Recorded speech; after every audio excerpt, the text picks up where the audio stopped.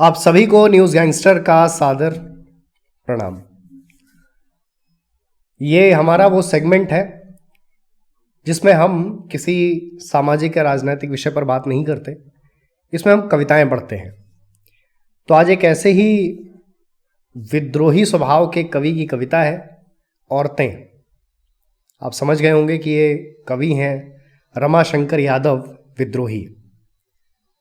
संयोग से या दुर्भाग्य से मैंने इनके बारे में ज़्यादा अभी तक पढ़ा नहीं था, सिर्फ सुना था, या ये कहा जाए कि कभी पढ़ने का प्रयास नहीं किया, जानने समझने का प्रयास नहीं किया। आज किया और मेरा पहला जो अनुभव है वो यही है कि शायद ये थोड़ा पहले मुझे इन्हें एक्सप्लोर करना चाहिए था, क्योंकि जिस प्रकार के ये कवि हैं उस प्रकार के भी कवि भारतीय साहित्य में बहुत विरले ही हैं। तो ज़्यादा समय ज़ाया न करते हुए सीधे इनकी कविता पर आते हैं। उससे आपको भी अंदाज़ा लग जाएगा, अनुमान लग जाएगा कि इनके लेखन की तासीर क्या है, क्योंकि इनके लेखन में जो लोहा मुझे नज़र और समझ आया वो बहुत कवियों के लेखन में अमूमन नज़र नहीं आता। औरतें। कुछ औरतों ने अपनी इच्छा से कूदकर जान दी थी, ऐसा पुलिस के रिकॉर्ड में दर्ज है। और कुछ औरतें अपनी इच्छा से चिता में जलकर मरी थीं, ऐसा धर्म की किताबों में लिखा हुआ है। मैं कवि हूं, करता हूं, क्या जल्दी है। मैं एक दिन पुलिस और पुरोहित दोनों को एक साथ औरतों की अदालत में तलब करूंगा और बीच की सारी अदालतों को मनसुख कर दूंगा।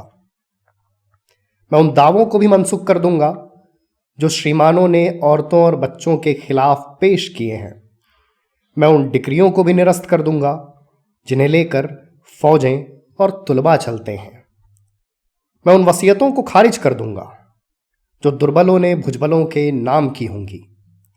मैं उन औरतों को जो अपनी इच्छा से कुएं में कूद कर और चिता में जलकर मरी हैं फिर से जिंदा करूंगा और उनके बयानात दोबारा कलम बंद करूंगा कि कहीं कुछ छूट तो नहीं गया, कहीं कुछ बाकी तो नहीं रह गया, कि कहीं कोई भूल तो नहीं हुई।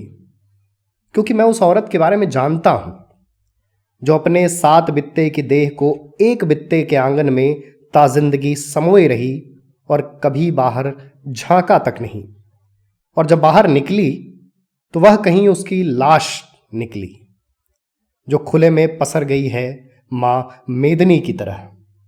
औरत की लाश धरती माता की तरह होती है जो खुले में फैल जाती है थानों से लेकर अदालतों तक। मैं देख रहा हूं कि जुल्म के सारे सबूतों को मिटाया जा रहा है। चंदन चर्चित मस्तक को उठाए हुए पुरोहित और तमगों से लैस सीना फुलाए हुए सिपाही महाराज की जय बोल रहे हैं। वे महाराज मर चुके हैं, वे महाराज जो मर चुके हैं, महारानियां जो अपने सती होने का इंतजार कर रही हैं। और जब महारानियां नहीं रहेंगी तो नौकरानियां क्या करेंगी, इसलिए वे भी तैयारियां कर रही हैं। मुझे महारानियों से ज्यादा चिंता नौकरानियों की होती है। उनके पति जिंदा हैं और रो रहे हैं। कितना खराब लगता है एक औरत को अपने रोते हुए पति को छोड़कर मरना, जबकि मर्दों को रोती हुई स्त्री को मारना भी बुरा नहीं लगता। औरतें रोती जाती हैं, मर्द मारते जाते हैं। औरतें रोती हैं, मर्द और मारते हैं। औरतें खूब जोर से रोती हैं, मर्द इतनी जोर से मारते हैं कि वे मर जाती हैं। इतिहास में वह पहली औरत कौन थी जिसे सबसे पहले जलाया गया, मैं नहीं जानता, लेकिन जो भी रही होगी मेरी मां होगी। लेकिन जो भी रही हो मेरी मां रही होगी। मेरी चिंता यह है कि भविष्य में वह आखिरी स्त्री कौन होगी जिसे सबसे अंत में जलाया जाएगा। मैं नहीं जानता, लेकिन जो भी होगी मेरी बेटी होगी और यह मैं नहीं होने दूंगा।